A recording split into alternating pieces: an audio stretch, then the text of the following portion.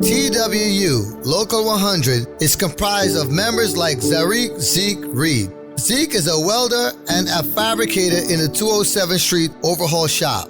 He's also a section vice chairman, and he's a leader on the medical response team. When a co-worker is injured or becomes ill, Zeke and the team race to the scene. It's not just workers feeling faint or getting minor cuts. We're also talking about co-workers suffering heart attacks and having serious industrial accidents. Zeke and his team have literally stopped the bleeding and kept hearts beating. They provide first aid during the precious time it takes for an ambulance to arrive. They have saved lives.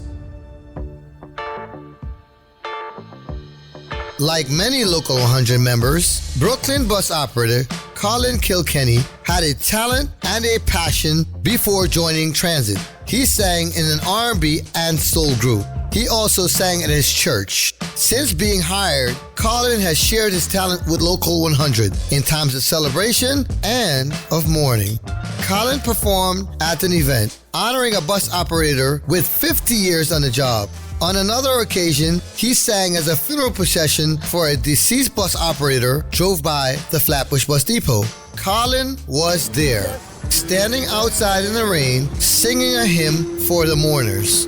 This was a source of comfort and pride for the deceased bus operator's family and Local 100 members in attendance. When Local 100 took the families of our COVID-19 victims to a baseball game in Coney Island, Colin stepped up to the microphone and sang the national anthem. Did you know collecting agent Dave Forgione was in a Harlem subway station when he heard a commotion? He saw two teenagers brawling with police officers. One of the teens was winning the fight. He slammed the police officer to the ground and put him in a headlock. Dave feared the teenager would take the officer's gun. That would have put the officer and all the riders in the station in great danger.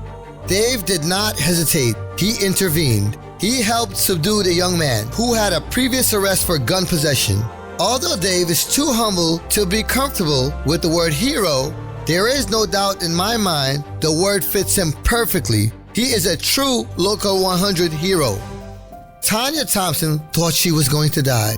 She went to the doctor and he uttered 3 terrifying words: "You have cancer." Tanya, known as Lady T, a bus operator from West Farms Depot, not only survived, she dedicated herself to helping others. Tanya is an executive board member of an affiliate of the American Cancer Society, making strides against breast cancer. Her committee handles all the planning and logistics for the annual march in the Bronx. They raise funds for breast cancer research. They also raise money to provide patients with programs and services such as transportation to treatment, counseling, peer support groups, and a cancer hotline staffed 24 hours a day, 7 days a week. If Tanya isn't driving a bus, chances are she's raising funds, spreading awareness, giving advice, or just being a friend to someone who has been diagnosed with cancer. The world is a brighter place because Tanya Thompson is in it. Hurricane Ida was weakened by the time it hit New York City, but still, it caused tremendous damage and biblical flooding. An estimated 75 million gallons of water filled the subway system. Subway staircases turned into waterfalls. Platforms and tracks became rivers. MOW workers like Alfonso Simmons, a ventilation and drainage maintainer, were deployed into emergency action. Their job?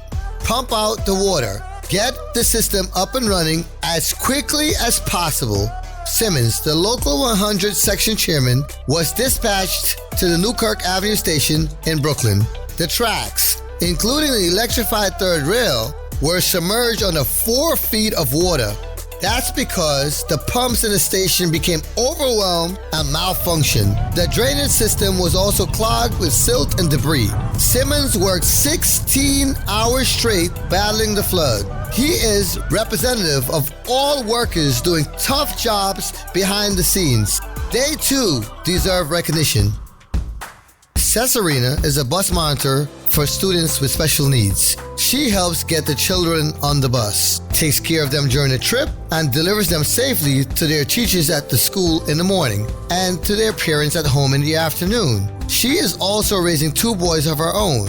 It's a long day, Somehow, Cesarina finds the time and energy to take classes at Lehman College. She studies between her shifts and hits the books at the kitchen table late at night when her children have gone to sleep.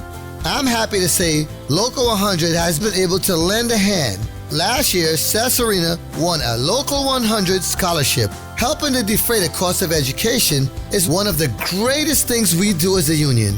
We can all be proud when Cesarina graduates this spring with a bachelor's degree in social work.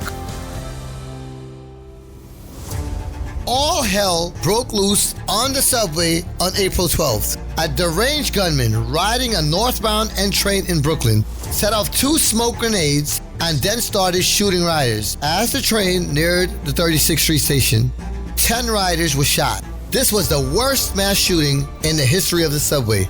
Throughout the chaos, train operator David Ortiz and conductor Raven Haynes did not panic. They reported the shooting, evacuated the train at 36th Street, and herded riders to an R train at the same platform. They summoned medical assistance for the wounded at 36th Street and those headed to 25th Street on the R train. They made quick decisions. They acted without hesitation or fear, and they exhibited true courage and professionalism.